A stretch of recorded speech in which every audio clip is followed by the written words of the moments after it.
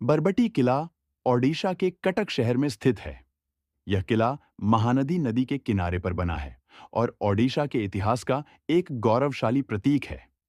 इसका निर्माण, मराठों का शासन और फिर ब्रिटिश राज, तीनों ने इस किले की कहानी को ऐतिहासिक बना दिया है। निर्माता: इस किले का निर्माण 14वीं शताब्दी में गंगा वंश के राजा नरसिंहदेव एक के वंशज कटक के राजा मार्कट केशरी ने करवाया था। किला बनाने का मुख्य उद्देश्य था राजधानी कटक की रक्षा करना और प्रशासनिक गतिविधियों को सुरक्षित रूप से संचालित करना।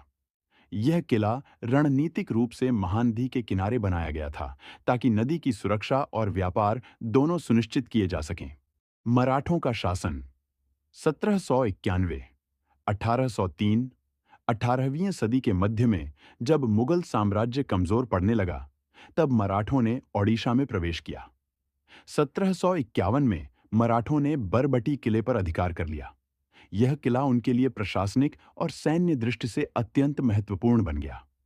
मराठों ने किले को अपना गढ़ बना लिया और यहां से ओडिशा के कई हिस्सों का संचालन किया। मराठों के शासनकाल में किले की दीवारों को मजबूत किया गया और इसके चारों ओर नई संरचनाएं बनाई गईं। ब्रिटिश राज 1803 से आगे: 1803 में ब्रिटिश ईस्ट इंडिया कंपनी ने ओडिशा पर हमला किया और बरबटी किले को मराठों से छीन लिया। अंग्रेजों ने किले को पूरी तरह सैन्य छावनी बना दिया और इसके अंदर प्रशासनिक कार्यालय, जेल, गोदाम और बारक बनाए। लेकिन समय के साथ अंग्रेजों ने किले को महत्व देना बंद कर दिया और इसका अधिकांश हिस्सा खंडहर में बदल गया। किले के कई हिस्से अंग्रेजों द्वारा तोड़े गए या छोड़े गए, जिससे इसका ऐतिहासिक महत्व और वास्तुकला क्षतिग्रस्त हुई। किले में मुख्य द्वार, गढ़ और एक बड़ा आंगन था। यहाँ एक प्राचीन मस्जिद भी है, जिसे माना जाता है कि मुस्लिम शासनकाल में जोड़ा गया था। आज भी किले के अवशेष देखे जा सकते हैं: मोटी दीवारें, विशाल दरवाजे और खाई। मोआट: बरबटी किला गंगा वंश की शक्ति, मराठों के विस्तार और ब्रिटिश उपनिवेशवाद, इन तीनों कालों का साक्षी रहा है।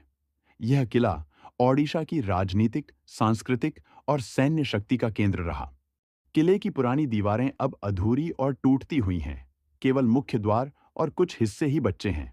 पश्चिमी और उत्तरी ओर की खाई, गड़खाई या मोठ, आज भी मौजूद है, लेकिन जंगली वनस्पति, विशेषकर जलनीड़ और एल्गल ब्लूम की वजह से पानी में ऑक्सीजन का स्तर कम हो गया है, जो इसके स्वतः संरक्षण को प्रभावित कर रहा है।